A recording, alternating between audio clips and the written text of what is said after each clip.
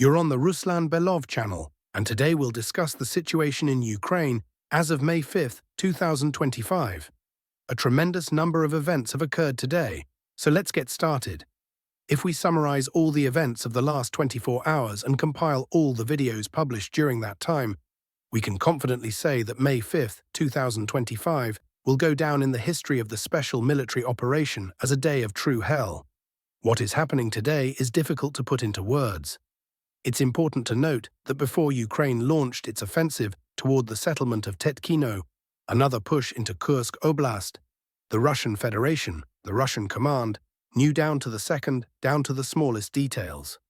Where Ukrainian reserves were positioned, where their depots were located, how the Ukrainian army would advance, and which forces would be deployed in each direction. Even before the offensive began, the Russian side published a massive amount of footage showing strikes on temporary deployment points, production workshops, and depots of the Ukrainian armed forces.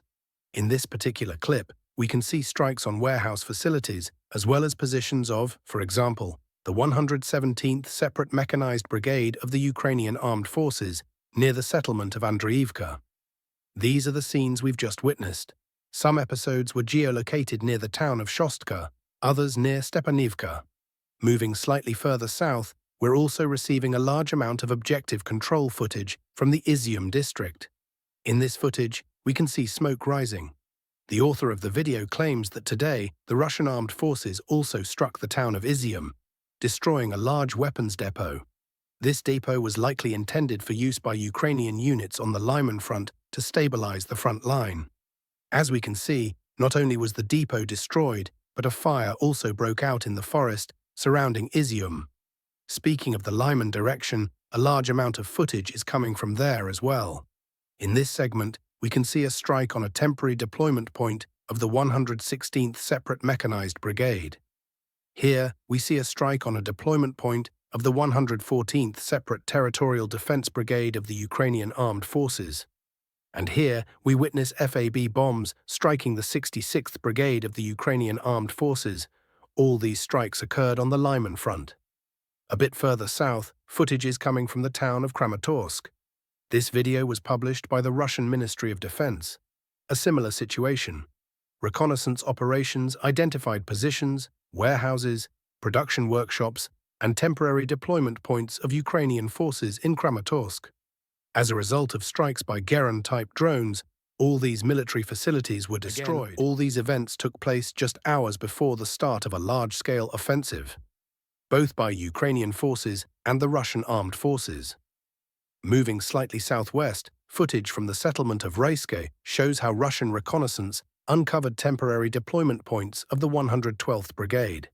Here, we see the Russian side marking concentrations of Ukrainian units, equipment, and possibly vehicles. Just seconds after additional reconnaissance, the Russian side launches strikes, most likely with Tornado-S cluster munitions. We see devastating blows being dealt to Ukrainian positions. Further west, near the settlement of Bilozerska, reconnaissance located an ammunition depot of the 142nd Separate Mechanized Brigade of the Ukrainian Armed Forces. A strike was immediately carried out using Geran drones. Sources report that these depots were intended for use by Ukrainian forces to stabilize the situation on both the Pokrovsk and Klebenbyk fronts. But now that will not happen. Next, we move toward Kherson, where footage shows strikes on HIMARS storage and deployment sites. In this clip, we see the first HIMARS launch. Seconds later, a second launcher fires, after which Ukrainian forces hastily attempt to evacuate the system away from the front line. However, Russian forces identified their hiding positions and immediately struck them. So we can see that the last 24 hours have been extremely active for Russian aviation, missile forces, and of course drones. And all of this happened just hours before the Ukrainian offensive toward Tetkino began. Since early morning, pro-Russian sources have been reporting on this offensive. According to various military analysts, the attack was carried out from multiple directions. Some spoke of advances from the northwest and southwest. Others mentioned different axes. Geolocation, of course, has clarified the situation. If we look back at the map, we can see that several strikes were launched along multiple axes. There is objective control footage from the direction of Novyi Shliak. In these clips, we can see Ukrainian engineering vehicles attempting to clear mines along the state border between Ukraine and Russia, laying down dragon's teeth barriers to create a possible route for future advances by Ukrainian units, possibly during the night of May 5th to 6th or May 6th to 7th. In this footage, we see what could be called a breach of the state border.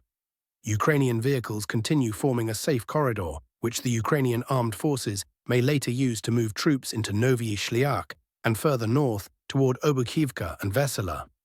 Let me remind you that this is not the first attempt by Ukrainian forces to advance in this sector.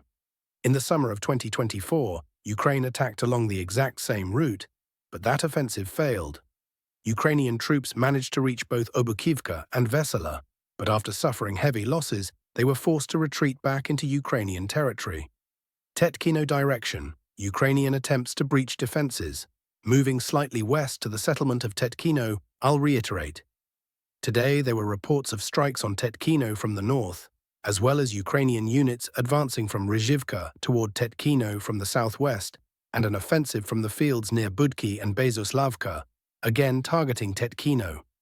There has been a lot of information and misinformation about losses, but if we focus on the confirmed losses published today, the Ukrainian side primarily lost engineering vehicles, equipment that was essentially sent into battle as expendable, with the clear understanding that it would not return. The key question is not how many of these engineering vehicles were destroyed in the past 24 hours. The real question is whether Ukraine, by using them as disposable assets, managed to achieve its goal. Breaching Russian defenses, clearing minefields, and creating gaps in the dragon's teeth barriers to potentially push through in the night of May 5th to 6th, May 6th, or May 6th to 7th. Objective control footage from Tetkino. Analyzing the footage from the Tetkino direction over the past day, we can conclude that Ukraine attempted to advance along two axes, from Bezalivka northward toward the road between Volfinsky, Zaria, and further toward Tetkino.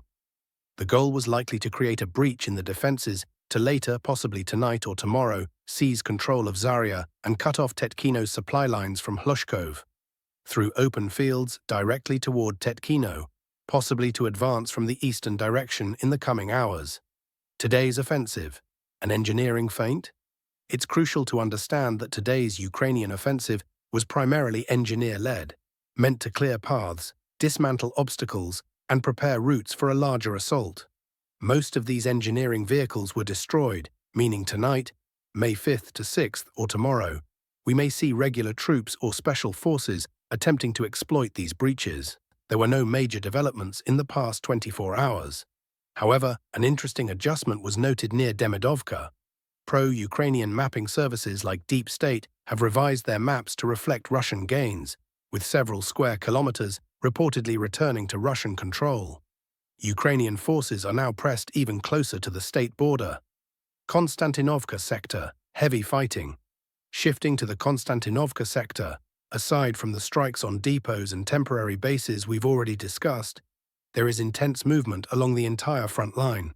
Toretsk agglomeration. Reports indicate a Russian breakthrough from Toretsk and the Toretskaya mine toward Yuzhna Delivka.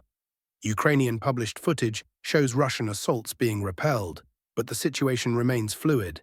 Novospassky and Sherbinivka. Fierce battles are raging here. Ukrainian sources released footage of Russian motorcycle assault units probing defenses, but no deep penetration was achieved. Russian forces, however, are attempting to encircle these settlements, potentially creating another cauldron for Ukrainian troops. Romanovka. Minor Russian advances from Suka Balka have been reported by neutral sources. Kleban Baik direction, Ukrainian withdrawal. On the western flank of Kleban Baik, Russian forces have straightened the front line, entering Novopoltavka and approaching Alexandropol. Notably, this appears less like a Russian breakthrough and more like a Ukrainian tactical withdrawal, likely due to the risk of encirclement. Final observations. Tetkino, Ukraine's engineering assault failed to create a decisive breach, but follow-up attacks are expected imminently. Konstantinovka. Russian forces are applying pressure, particularly around Novospassky and Sherbinivka, aiming to envelop Ukrainian units. Klebanbeek. Ukrainian forces withdrew from untenable positions, allowing Russian troops to advance without major resistance. The next 24 to 48 hours will be critical. If Ukraine commits reserves, we may see either a breakthrough or a bloody repulse. Meanwhile, Russia continues its strategy of attrition and encirclement. Situation in Alexandropol. Conflicting reports but Russian advance. Evident regarding the settlement of Alexandropol, the situation remains unclear, with different maps providing conflicting information. Some sources show it fully under Russian control, grey or red zones, while others still indicate Ukrainian presence.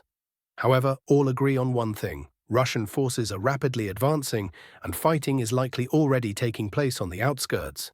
Even if Russian troops haven't yet fully entered the village, operating instead with reconnaissance and sabotage groups, the sheer volume of drone strikes confirms that Russia has established fire dominance over the area. It's now nearly impossible for Ukrainian forces to resupply or reinforce their positions. The question isn't if Alexandropol will fall, but when, likely within days, if not sooner.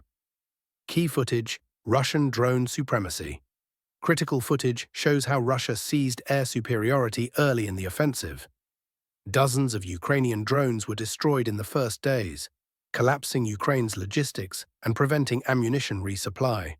With total drone dominance, Russian forces have made holding the village untenable for Ukraine. While Ukrainian units may cling to Alexandropol a little longer, geolocated data suggests a retreat towards Zaria could happen as early as tonight, May 5th to 6th. Novopoltavka, heavy fighting and Russian gains. The first objective control footage from Novopoltavka emerged today. Last night, Ukrainian sources published clips showing FPV drone strikes by Ukraine's 117th Brigade against Russian positions in the village's southern sector. Notably, this is the same 117th Brigade that was hammered by Russian Iskander missiles, Geran drones, and strikes on its workshops' Chost temporary bases earlier, as shown at the start of this report. These weren't random hits. Russia is systemically degrading frontline units to cripple their combat effectiveness. Later footage, however, revealed a Russian armored vehicle and troops disembarking on Novopoltavka's southern edge, confirming Moscow's push into the settlement. Conclusion: fierce fighting is ongoing, with Ukraine resisting fiercely, but Russia is gaining ground. Pokrovsk sector, expanding the ugly salient.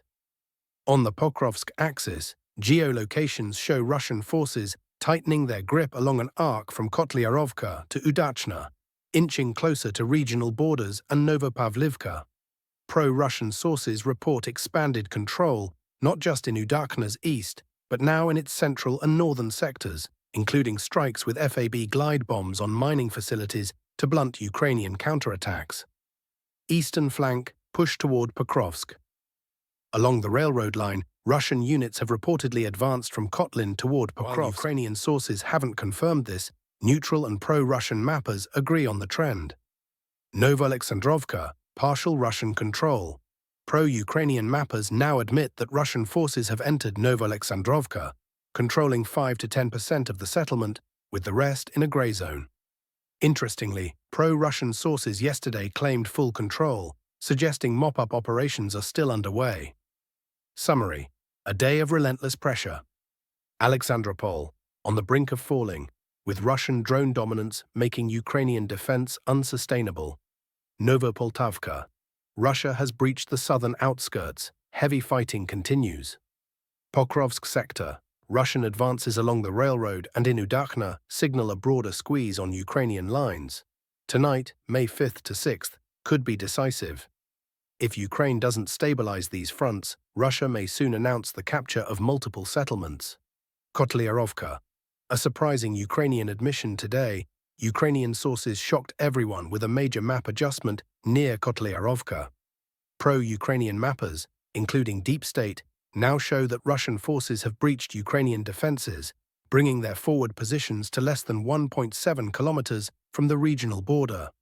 What this means: at this rate, a single armored or motorcycle assault could close the gap within hours, potentially allowing Russia to plant a flag just in time for May 9th, Victory Day, a symbolic media win. Current claims: pro-Russian sources, declare full control of Kotliarovka. Ukrainian sources still mark it as a grey zone, possibly awaiting confirmation. Expect Russia's defense ministry to soon stage a flag parade, raising flags in recaptured villages like Kotliarovka, Bogatyr, Novosilovka, Volnoy Pole, and possibly even Zelenoy Pole. Bogatyr, Ukrainian forces hold firm. Despite dozens, if not hundreds, of Russian assault attempts, Ukrainian troops refuse to yield in Bogatyr. The settlement remains a deadlock, though Russian forces have expanded control south of it. New footage, too graphic to show, confirms Ukrainian drone strikes on Russian positions in this sector, prompting map revisions southward toward Razdolnoye. Southern Donetsk, Russia's broad front offensive. As predicted, Russia has launched a large-scale offensive across a wide front here. With visible gains since May 1st to 2nd, 2025, timeline of advances. May 2nd, initial Russian pushes near Volnoy Pole-Novoselka Highway. May 3rd to 4th, expanded control, with some sources reporting breakthroughs towards Zelenoy Pole. May 5th, today, pro-Ukrainian maps now confirm Russian forces have entered Novopol's southern outskirts after overwhelming the Ukrainian 31st Mechanized Brigade. Key directions from Novoselka, Privolnoye, from the east-southeast, Novopol and Zelenoy Pole. Conclusion: Russia shows no signs of stopping. The offensive is gaining momentum, and Ukrainian defenses are under extreme strain. Final words. That's all for today, friends. Thank you for watching. Subscribe, like, and stay tuned for more updates. Until next time.